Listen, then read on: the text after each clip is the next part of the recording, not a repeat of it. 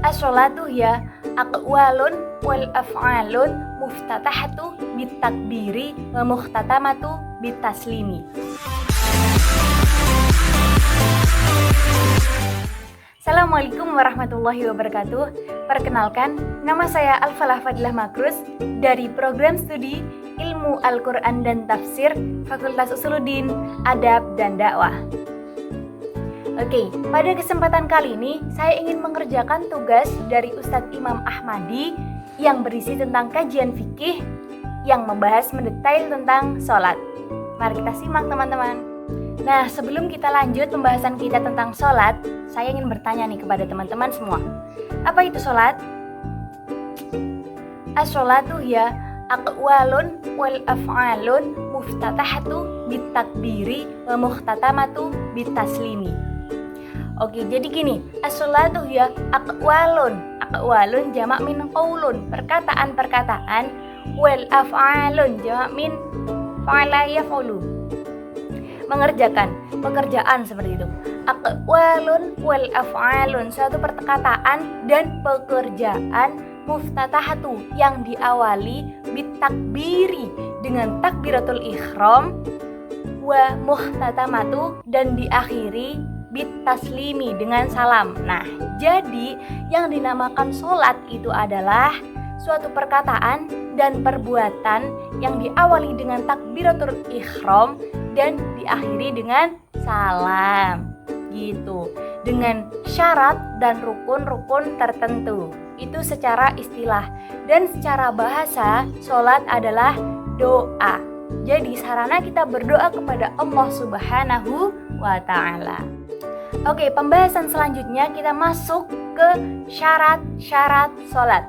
Yang pertama, beragama Islam. Nah, jadi untuk teman-teman yang beragama Islam itu wajib banget mengerjakan sholat. Karena apa?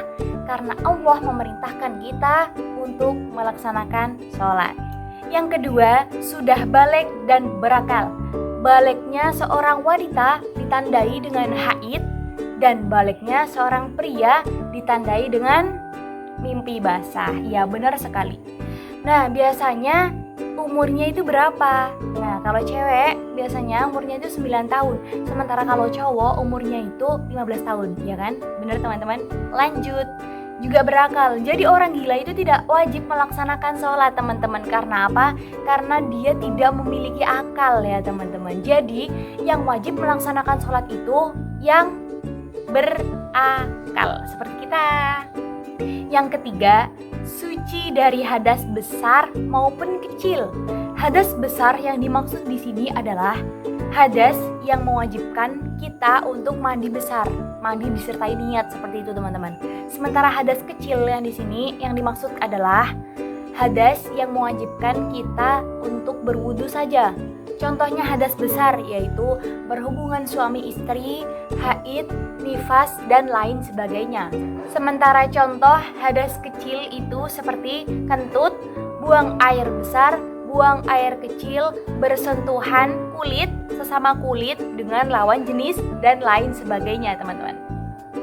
Yang keempat, suci anggota badan, tubuh, dan tempat. Jadi ketika kita melaksanakan sholat harus lihat dulu bajunya seperti apa, tempatnya seperti apa, dan lain sebagainya. Kita nggak boleh asal-asalan sholat gitu aja, nggak boleh. Kita harus memastikan bahwasanya tempat itu sudah bersih dari hadas besar maupun kecil. Gitu ya teman-teman.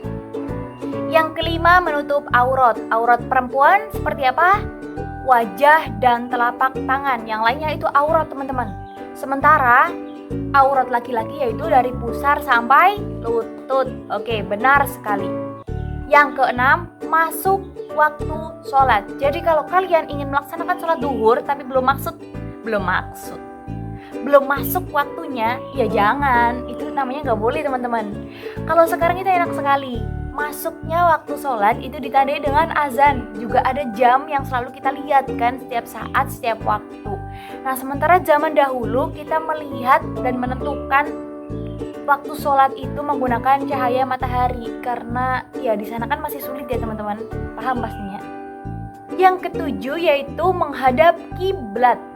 Oke, kiblat yang dimaksud di sini adalah Mekah. Benar sekali. Ketika kalian misalkan jalan-jalan ke gurun Sahara nih ya, sendirian dan nggak tahu arah kiblatnya mana, kalian bisa mikir gini, kira-kira berarti kiblatnya sana ya. Jadi kalian tuh harus yakin pada diri kalian masing-masing bahwasanya kiblatnya itu sana. Jadi nggak ada keraguan dalam diri kalian.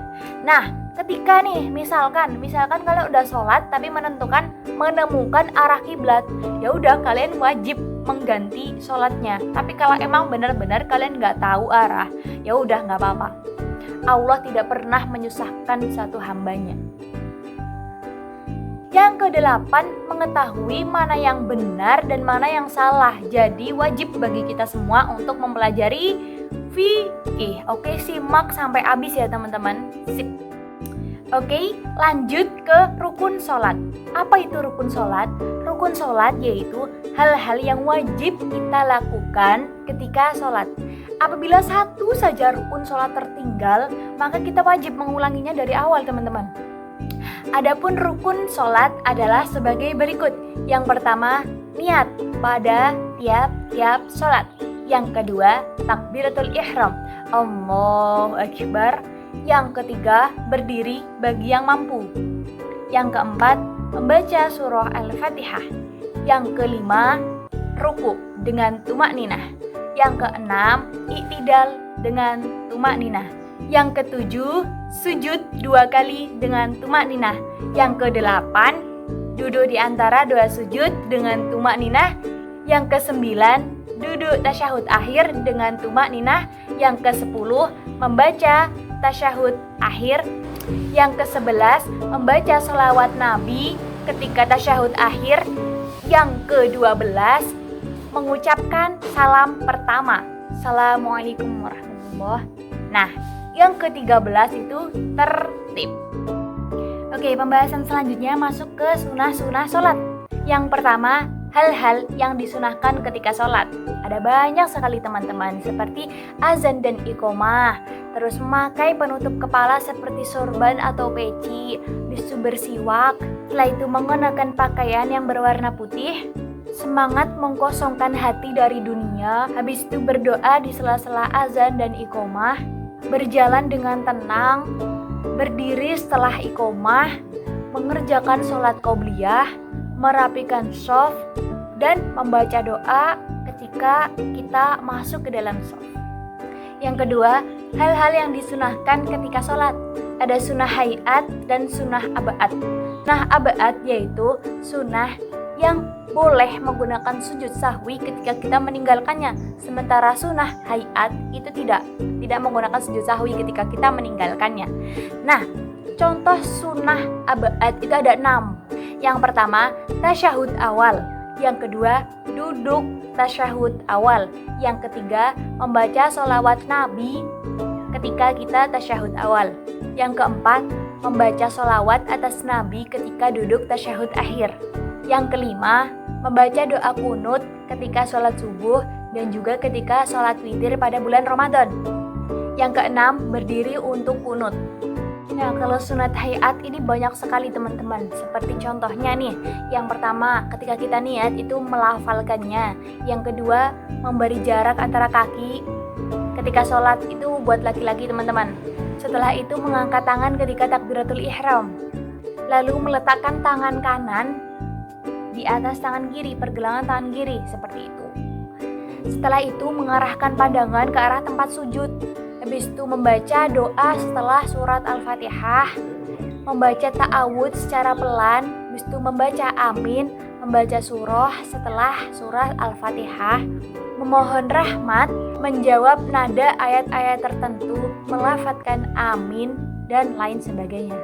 Nah, yang ketiga, hal-hal yang dilakukan setelah sholat.